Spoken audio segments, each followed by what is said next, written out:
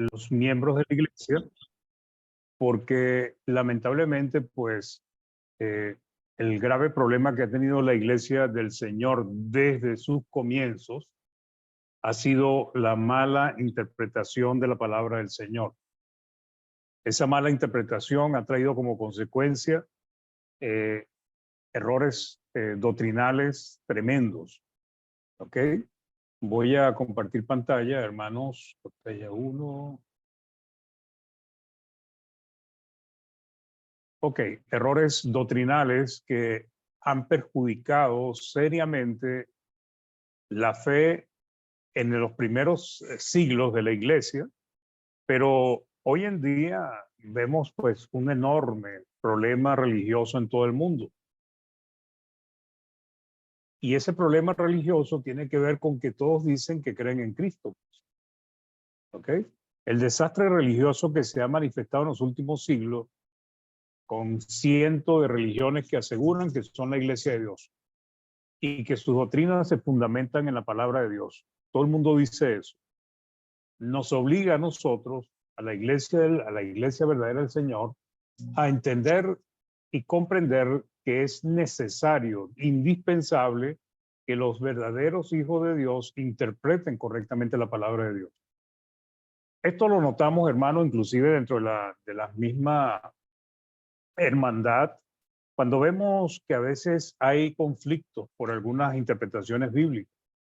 Y esos conflictos, pues, es porque hay hermanos que quieren introducir cosas nuevas, hay otros que inventan y ponen más mandamientos de lo que debe haber. Y entonces lo que notamos a veces es un problema de interpretación bíblica que en algunos casos no pasa de una simple opinión, pues. Pero generalmente, hermanos, las opiniones terminan convirtiéndose en doctrinas con el tiempo. Entonces, ¿cuál es el problema? La errada interpretación de la palabra de Dios ha causado todo esto. Que millones de personas posean una fe trastornada, alimentada por doctrinas o enseñanzas que no son de Dios, sino de hombres.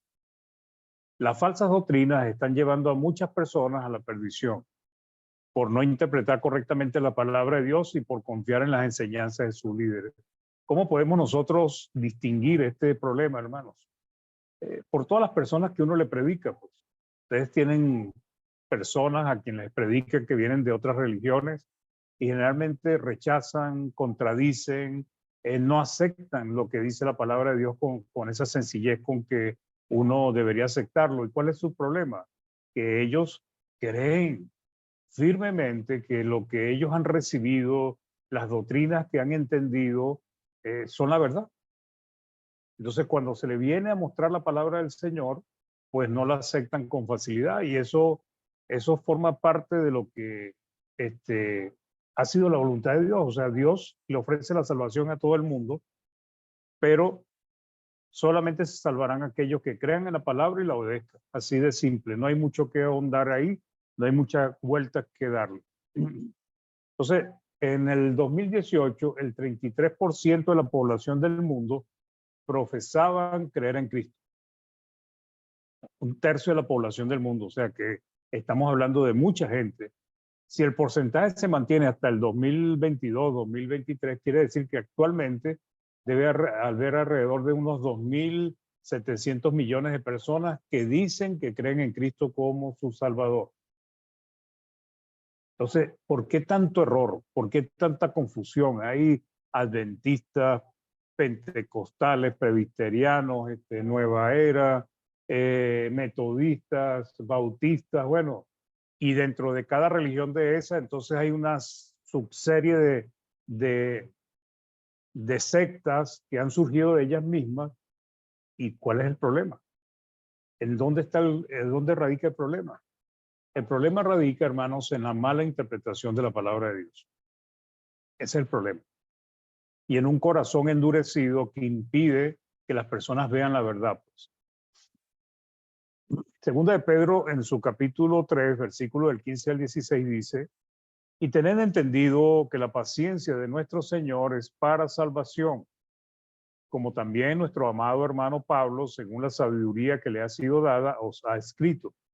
casi en todas sus epístolas, hablando en ellas de estas cosas, entre las cuales hay algunas difíciles de entender, las cuales los indoctos e inconstantes tuercen, como también las otras escrituras, para su propia perdición. Entonces, lo primero que quiero llamar la atención sobre estos pasajes que estamos leyendo es que torcer las escrituras conlleva perdición. Y eso es lo que está diciendo acá el apóstol Pedro, ¿verdad? Dice, los indoctos y constantes tuercen, como también las otras escrituras, para su propia perdición, ¿ok? Entonces, siempre va a haber hermanos inconstantes, hermanos que no les gusta las enseñanzas, que no les gustan los mandamientos y van a querer torcerlos. Y también va a haber hermanos indoctos. Cuando hablamos de indoctos, no es que no solo saben la palabra, sino que creen ellos que saben la palabra, pero sin embargo la terminan torciendo. Pues. De la misma manera, dentro del pueblo de Dios, muchos hermanos han seguido doctrinas y prácticas que no son aprobadas por Dios, llevándolos a apostatar de la fe. Y esto es un tema que realmente es profundo y complicado dentro de la iglesia del Señor, porque hasta qué punto una iglesia del Señor es una iglesia apóstata. Bueno, depende de las doctrinas y prácticas que tenga. Este problema ha afectado a muchas iglesias de Cristo desde el comienzo de la iglesia hasta nuestros tiempos, y nosotros no estamos exentos de caer en la apostasía. ¿Ok? No es un problema sin importancia, hermano. Esto lo podemos notar hoy en todos los problemas que estamos viendo dentro de la iglesia del Señor. Unos se señalan a otros, otros dicen que son liberales, los otros dicen que son los llaman antis, y vemos que hay una división, y dentro de cada grupo de esos también hay subdivisiones. Hay liberales o institucionalistas que son más liberales que otros, y así vamos viendo que hay diferentes grados de prácticas que no son bíblicas. ¿Okay? Cuando Pablo menciona a los indoctos y constantes, pues debemos comprender que son los ignorantes de la palabra. Pero la ignorancia no quiere decir que no tengan conocimiento, sino que son ignorantes también en lo que es la interpretación de la palabra de Dios. Y los inconstantes son aquellos que quieren que la palabra se adapte a su manera de vivir, a lo que ellos quisieran practicar, lo que ellos quisieran hacer. Actualmente, predicadores como hermanos con buenas intenciones defienden e introducen el error doctrinal, tratando de justificar prácticas que no tienen aprobación bíblica. Tuercen las escrituras, distorsionando el mensaje bíblico. O sea, esto es notable, hermanos, en las iglesias que nosotros conocemos. Algunos aceptan la enseñanza simple del matrimonio que Dios ha establecido y otros no la aceptan tan fácilmente. Entonces, siguiendo con este punto para nosotros tratar de discernir y entender la palabra correctamente, hoy el punto que vamos a tratar es el ejemplo apostólico. ¿Ok? Entonces, cuando hablamos de ejemplos apostólicos, nos referimos a aquellos que los apóstoles practicaron y que se constituyen normas que debemos seguir. ¿Ok? Ahora, no estamos hablando de toda práctica de los apóstoles. No todo lo que hicieron los apóstoles son mandamientos, solo aquellos que tienen apoyo bíblico. Un buen ejemplo es que, por ejemplo, Pablo hacía tiendas de campaña. Quiere decir que porque él hacía tiendas de campaña, todos nosotros estamos obligados a hacer tiendas de campaña. No, esa era su profesión. Entonces, para que un ejemplo apostólico realmente uno pueda determinar que, como se le llama, aprobado, tiene que tener un fundamento bíblico que lo soporte, que lo apoye. ¿Ok? Y eso es lo que nosotros tenemos que entender para decir este ejemplo que estoy viendo en tal apóstol, que lo estoy leyendo en la Biblia, es un ejemplo que todos deberíamos seguir. Entonces, los apóstoles pues fueron ejemplos de obediencia, de santidad, y sus enseñanzas son autoridad para nosotros. ¿Por qué? Porque los apóstoles fueron los que dieron testimonio de todo lo que Cristo dijo. ¿Ok? Esos evangelios que vemos ahí, eso proviene de los apóstoles. ¿Ok? que lo escribieron ellos mismos o comisionaron a algún otro siervo del Señor para escribirlo. Cuando nos vamos al Nuevo Pacto, pues nos damos cuenta que los apóstoles fueron inspirados y que la mayoría de las cartas, por no decirlas todas, pues provienen de los apóstoles, ¿ok? Por inspiración divina. Entonces los apóstoles, tanto en la vida de Cristo, en este momento en la tierra, como su posterior revelación por parte del Espíritu, vienen a ser una autoridad que nosotros tenemos que respetar y que debemos sujetarnos, porque Dios habló y sigue hablando a través de ellos. Son muchos los que rechazan la autoridad de los apóstoles, tanto de sus enseñanzas como de su ejemplo. Eso pasó en el primer siglo y hoy es aún peor. En el primer siglo vimos cómo Pablo tuvo que defender su ministerio, porque para muchos consideraban que él no era apóstol del Señor, pues. Entonces, debemos tener cuidado en la manera como interpretamos la Biblia. 1 Corintios 4:1 dice, así pues, ténganos los hombres por servidores de Cristo y administradores de los ministerios de Dios. Esto lo está diciendo Pablo, dice, ténganos, ¿ok? Los hombres, o sea, que consideran a los apóstoles como servidores de Cristo y administradores, ¿ok? De los misterios de Dios. O sea, recordemos que había una serie de cosas que en el antiguo pacto no se conocían, que no se habían revelado, pero que fueron reveladas a los apóstoles. Y los apóstoles la escribieron fielmente y hoy en día nosotros podemos ya entender que ese misterio que le fue revelado a los apóstoles, pues hoy en día ha sido revelado completamente, que es la palabra del Señor. Los que practicaron y enseñaron los apóstoles contaban con la autoridad de Dios. Nosotros lo podemos leer en algunos versículos, como Mateo 16, del 18 al 19. Por tanto, su ejemplo puede entenderse como mandamientos.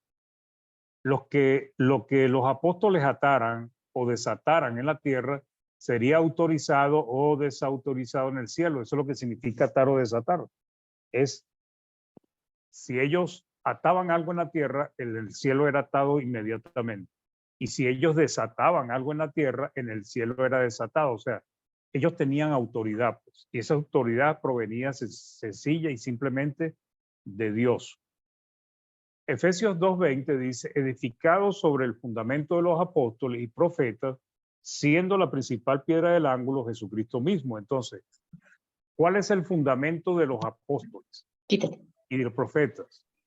El fundamento de los apóstoles le fue dado por inspiración divina. Y ellos hablaron lo que Cristo y el Padre tenía que decirles por medio del Espíritu Santo. La palabra del Señor es completa y totalmente de Dios.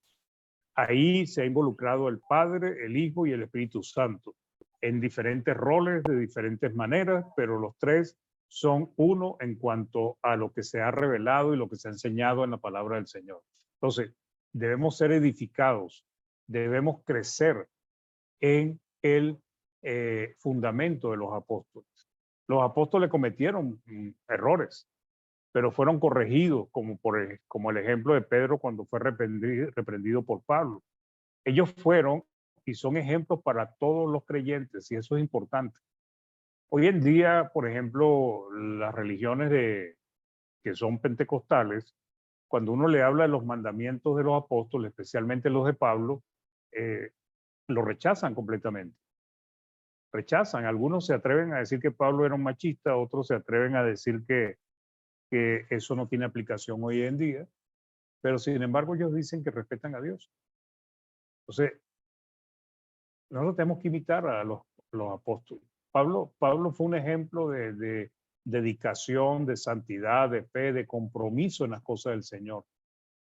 Entonces, Dios lo eligió a él para llevar el evangelio a los gentiles, pero él demostró con creces la responsabilidad, la santidad, la fidelidad a Dios. Entonces, Pablo pide que lo imitemos. El ejemplo apostólico debe ser tomado como mandamiento cuando cuenta con el apoyo de la palabra. ¿Qué significa esto? Existen fundamentos bíblicos en el nuevo pacto que apoyan esa práctica. Ahora, debemos tener cuidado porque a veces queremos traer algo del antiguo pacto y aplicarlo como si tuviese vigencia para nosotros. Y ese error se comete regularmente, lo cometen las religiones del mundo, pero nosotros los cristianos debemos tener cuidado con eso, porque el fundamento de los apóstoles está establecido sobre lo que Cristo les enseñó y sobre lo que el Espíritu Santo les reveló a los apóstoles.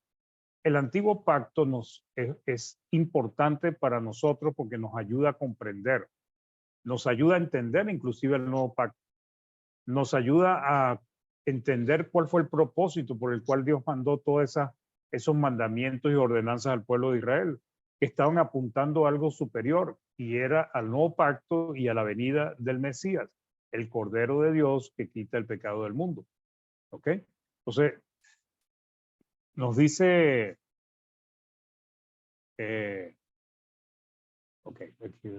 imitar significa venir a ser como alguien. En este caso, lo que Pablo quiere es que vengamos a ser como él. Entonces, Pablo ordena que limitemos por un ejemplo de dedicación, de fe, santidad, compromiso. ¿Ok? Entonces nos dice Filipenses 3 del 16 al 17, pero en aquello a que hemos llegado, sigamos una misma regla, sintamos una misma cosa, hermanos. Y realmente Pablo debió ser un hombre tan dedicado a las cosas del Señor que se usó él mismo como referencia. Dice, hermanos, sé imitadores de mí y mirad a los que así se conducen según el ejemplo que tenéis en nosotros. Pablo le dice, imítenme. Entonces, al pedirles que lo imitara, lo que les está diciendo es que llegaran a ser como él. ¿Ok? Entonces, la imitación, en este caso, pues nos muestra que los apóstoles son ejemplos a seguir. Y si son ejemplos a seguir, quiere decir que muchas de las cosas que ellos hicieron, nosotros tenemos que agarrarlas como normas, como mandamientos, siempre y cuando tenga un apoyo bíblico. ¿Okay? Porque, por ejemplo, Pablo tenía voto, pero ese voto era una mezcla que todavía había en aquel entonces con respecto a la aplicación del antiguo pacto. Recordemos que los judíos, a pesar de que Cristo había muerto en la cruz y que ellos habían sido añadidos a la iglesia del Señor, ellos siguieron practicando la ley de Moisés. La ley de Moisés prácticamente dejó de tener la vigencia que tenía tan fuerte, fue cuando se destruyó el templo y se destruyó la ciudad de Jerusalén en el año 70.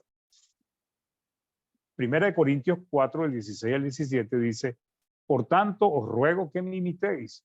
Pablo nuevamente pidiendo que le imiten. Por esto mismo os he enviado a Timoteo, que es mi hijo amado y fiel en el Señor, el cual os recordará mi proceder en Cristo de la manera que enseño en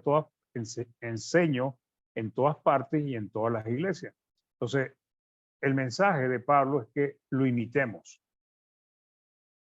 Entonces, ¿qué tenemos que imitar de Pablo? Su ejemplo, su fidelidad, las cosas que hizo, cómo las hizo.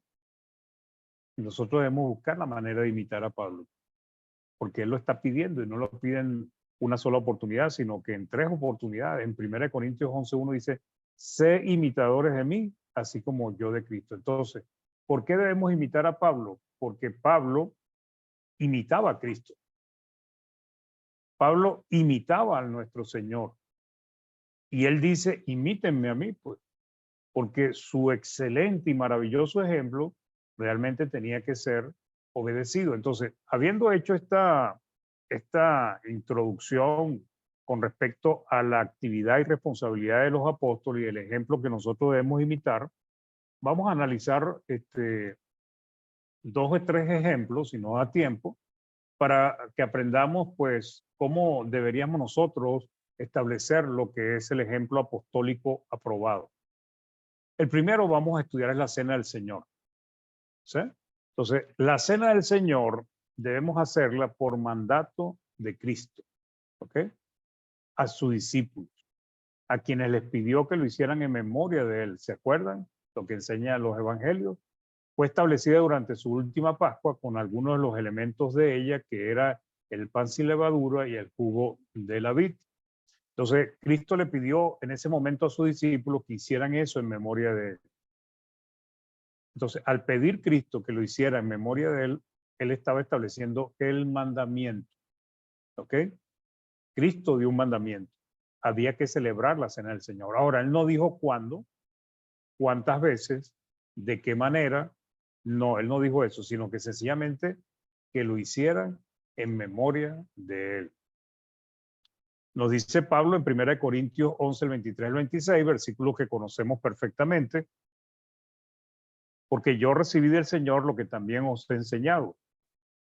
Que el Señor Jesús, la noche que fue entregado, tomó pan y habiendo dado gracia lo partió y dijo, tomad, comed, este es mi cuerpo que por vosotros es partido. Y aquí está el mandamiento, haced esto en memoria de mí. Esto es un mandamiento directo. Asimismo tomó también la copa después de haber cenado diciendo, esta copa es el nuevo pacto en mi sangre. Haced esto todas las veces que la beberes en memoria de mí. Otra vez repite el mandamiento con respecto al jugo de uva. Así pues, todas las veces que comieras este pan y bebieras esta copa, la muerte del Señor anunciáis hasta que Él venga. Entonces, ¿dónde entra el ejemplo apostólico? Bueno, en que Cristo no dijo cuándo tenían que hacer la cena del Señor. No dijo cuándo tenían que hacer memoria de eso. Él cuando la estableció no dijo cuántas veces tenían que llevarlo a cabo. Entonces, ¿cómo determinamos nosotros qué día debemos hacerlo? ¿Y cómo determinamos nosotros cuántas veces debemos hacerlo?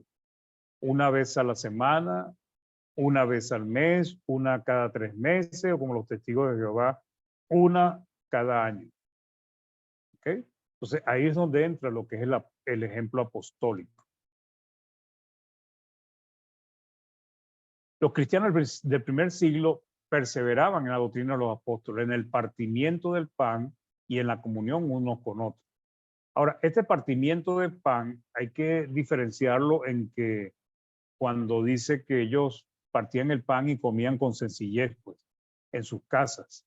Aquí el partimiento del pan tiene que ver con el contexto que está hablando, y el contexto está hablando, perseveraban en la doctrina de los apóstoles, primer punto, en el partimiento del pan, segundo punto, en las oraciones, tercer punto, y en la comunión unos con otros. Entonces aquí estamos hablando de los actos que se hacen con respecto a las actividades el primer día de la semana.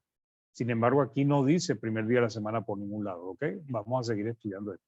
El señor Vine, en su diccionario, dice lo siguiente, el pan de la cena del Señor, tomó Jesús el pan, el partimiento del pan llegó a ser el nombre de esta institución, o sea, se le conoció más como el partimiento del pan que la cena del Señor.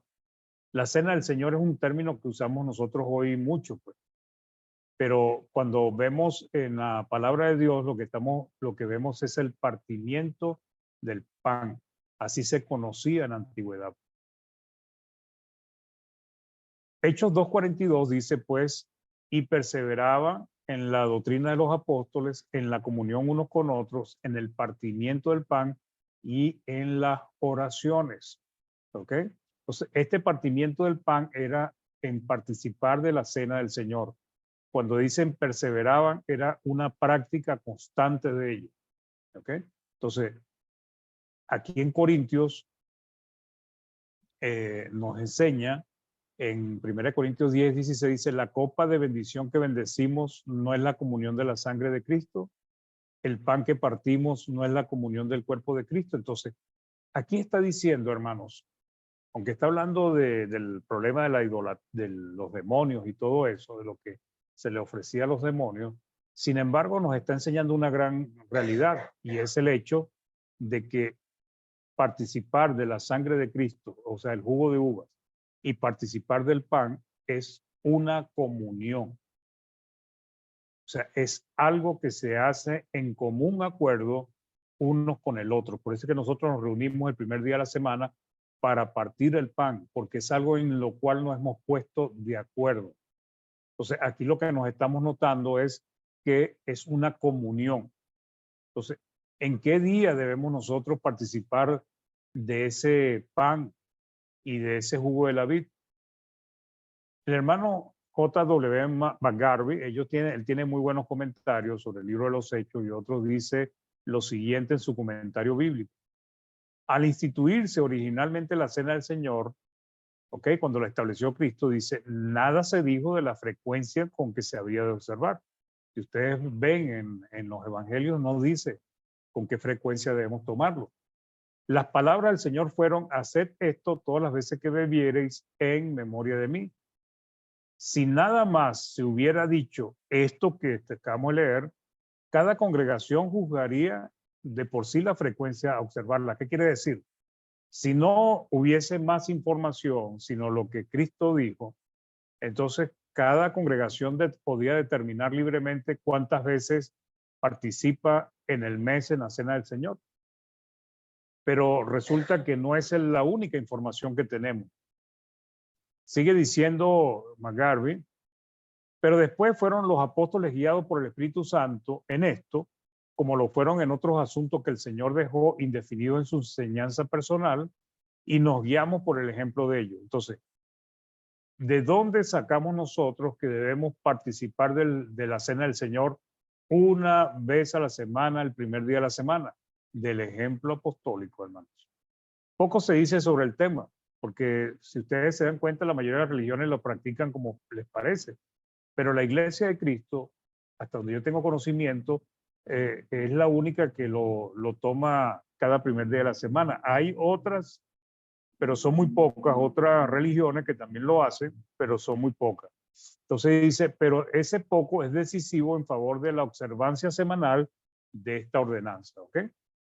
Y sigue diciendo, aquí se la representa como proporcionando el propósito principal de la reunión, el día del Señor. ¿Qué quiere decir esto? Cuando leamos algunos versículos nos damos a cuenta que el propósito principal de la reunión del primer día de la semana es la Cena del Señor. Y lo mismo aparece en la reprensión que les administra a los Corintios, cuando pues les dijo, cuando pues os juntáis en uno, esto no es comer la Cena del Señor, porque cada uno toma antes para comer su propia cena.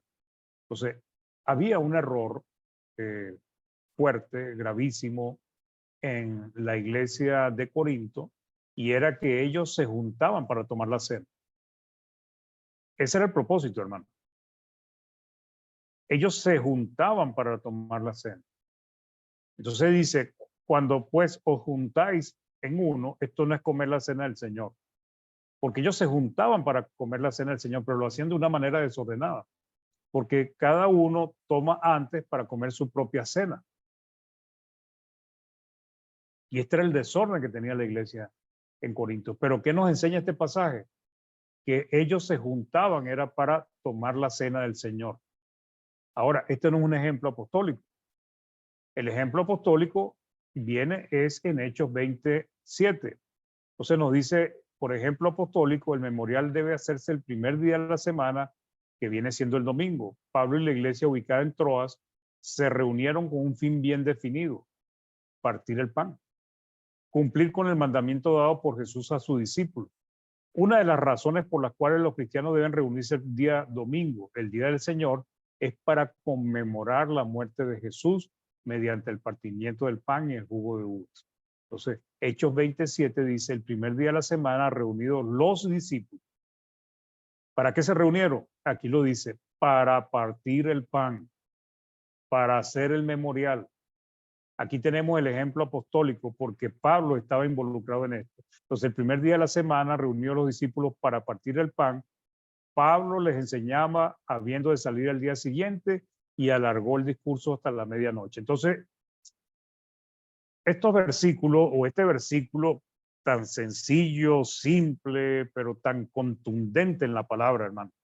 Porque si ustedes van a investigar por qué nosotros debemos reunirnos el domingo y no el sábado, hay muchos versículos que se sacan de la manga y se dice, mira, esto es así, por eso nos reunimos el domingo. Pero solamente hay dos versículos que son prueba fidedigna y concluyente del día en que debemos reunirnos. Y es 1 Corintios 16, 1, 2, donde dice en qué día debe recogerse la ofrenda, y este versículo, Hechos 27, que es un ejemplo apostólico. el primer día de la semana, el día domingo, los cristianos se reunieron para algo.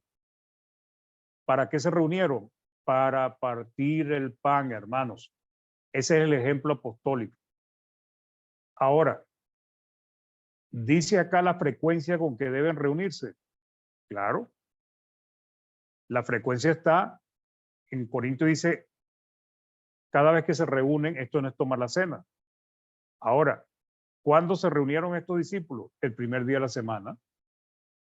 Al ser el primer día de la semana, entonces quiere decir que el día domingo es el día en que deben reunirse los discípulos de Cristo para poder hacer memorial de Cristo, el memorial de su muerte. Entonces, aquí, hermanos, está de una manera maravillosa, en este ejemplo apostólico, está establecido el día en que nosotros debemos tomar la cena del Señor. ¿Y por qué nos reunimos ese día? Ahora, ¿por qué este ejemplo apostólico es aprobado? Porque hay un mandamiento que lo apoya. Cristo pidió que hicieran memoria de él con estos elementos, pero no dijo cuándo ni con qué frecuencia. ¿Cómo determinamos nosotros la frecuencia? Cuando unimos el mandamiento directo de Cristo, hacer esto en memoria de mí, con el ejemplo apostólico de Pablo, reuniéndose el primer día de la semana para partir el pan juntamente con los hermanos. Mandamiento genérico o implícito, explícito, perdón. Genérico o implícito. Para cumplir con la cena del Señor se requieren algunas cosas, hermano. Cuando Cristo dice, haz esto en memoria de mí, Él de una manera indirecta está aprobando el uso de pan sin levadura, está aprobando el fruto de la vid, ¿verdad? Está autorizando a que compren pan ya hecho o harina o compren jugos de uvas ya procesados, sin azúcar, sin añadidura, o que compren la uva y hagan el jugo de uva. Eso está implícitamente aprobado en el mandamiento de hacer esto en memoria de mí. ¿Cuál es el silencio de Dios acá? Con relación a realizar la cena del Señor en otros días de la semana. Porque los discípulos se reunieron el primer día de la semana para partir el pan. Eso excluye a los demás días. La cena del Señor no se puede hacer ni sábado, ni lunes, ni cualquier otro día, sino solamente el primer día de la semana. Entonces dice, con relación a realizar la cena del Señor en otros días de la semana, Dios guarda silencio. No hay autorización. Solo nos hace reconocer el día en que los cristianos se reunían para partir el pan y recoger la colecta.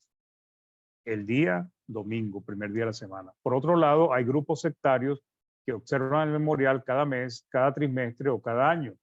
Tampoco hay autoridad bíblica para hacerlo así, porque si los discípulos tienen que reunirse, ¿verdad? Y también Hebreos nos dice, no dejando de reunirse o de congregarse como algunos tienen por costumbre, entonces hay un mandamiento de congregarse. Si hay un mandamiento de congregarse, entonces uno dice, ¿cuándo me congrego? Y vemos que los discípulos se reunieron para partir el pan. ¿En qué día? El primer día de la semana. ¿Ok? Entonces, de esa manera es que vamos nosotros discerniendo y vamos desarrollando la palabra de Dios para poderla comprender plenamente. ¿Ok? Entonces, hay muchas cosas que nosotros podemos desarrollar y seguir hablando de la cena del Señor, pero esto es como para que entiendan y comprendan lo que es el ejemplo apostólico aprobado, que está fundamentado en un mandamiento. Después tenemos otro ejemplo apostólico que es establecer ancianos en cada iglesia. ¿Ok? Parte primordial para el buen orden y organización establecido por Dios para la iglesia es la existencia de ancianos, pastores u obispos. La no existencia de estos en la iglesia representa una deficiencia bastante importante en su madurez espiritual, en su organización, y esto lo habíamos estudiado anteriormente. Ellos tienen la responsabilidad de cuidar, velar por el bienestar espiritual de los miembros que componen una iglesia local y estos deben sujetarse a ellos, ¿ok? Entonces, en cada iglesia debe haber más de un anciano y no uno. ¿Por qué nosotros decimos que no puede haber un pastor o un anciano como lo hace muchas iglesias sectarias? Porque así lo hizo y estableció el apóstol Pablo. ¿Ok? Tenemos un ejemplo apostólico. Hechos 14:23 dice, y constituyeron ancianos en cada iglesia y habiendo orado con ayuno, lo encomendaron al Señor en quien habían creído. Entonces, aquí vemos al apóstol Pablo involucrado en la constitución de ancianos en cada iglesia. Hay un ejemplo apostólico aquí. ¿Ok? Ese ejemplo apostólico nos muestra que no es un solo anciano, sino constituyeron varios ancianos en cada iglesia. Y cuando dicen cada iglesia, nos está diciendo que en cada iglesia local debe haber ancianos. Eso es lo que nos está dando este mensaje. En cada iglesia local hay que constituir más de un anciano, ¿verdad? Y debe haber ancianos.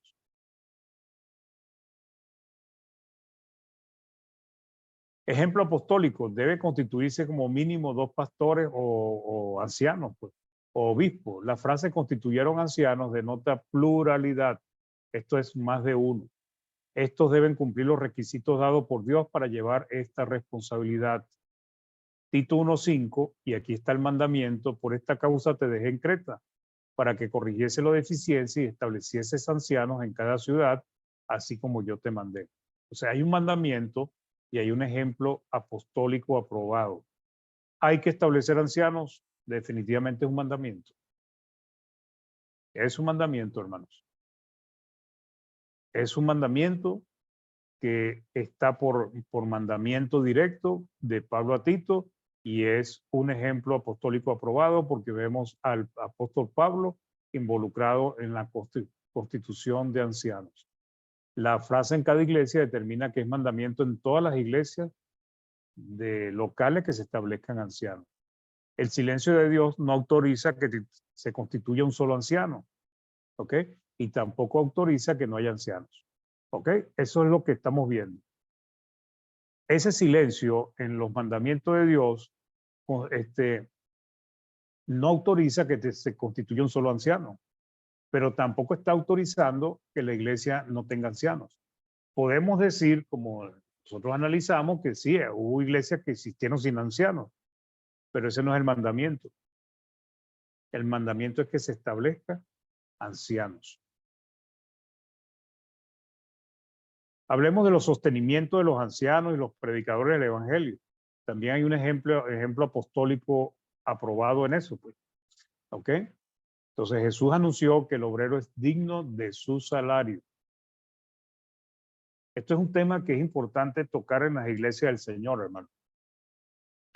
Porque es poco entendido por la Grey que aquellos que le enseñan, aquellos que los alimentan espiritualmente, aquellos que los están ayudando a crecer espiritualmente, requieren sostenimiento para poder dedicarse a la obra.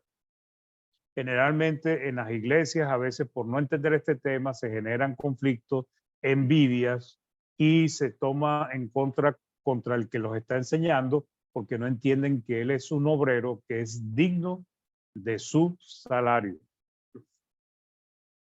Lucas 10 del 7 al 8 dice, cuando Cristo los mandaba de ciudad en ciudad, dice, y posad en aquella misma casa, comiendo y bebiendo lo que os den, porque el obrero es digno de su salario. ¿Qué dice? ¿Qué significa digno, hermanos? Merecedor.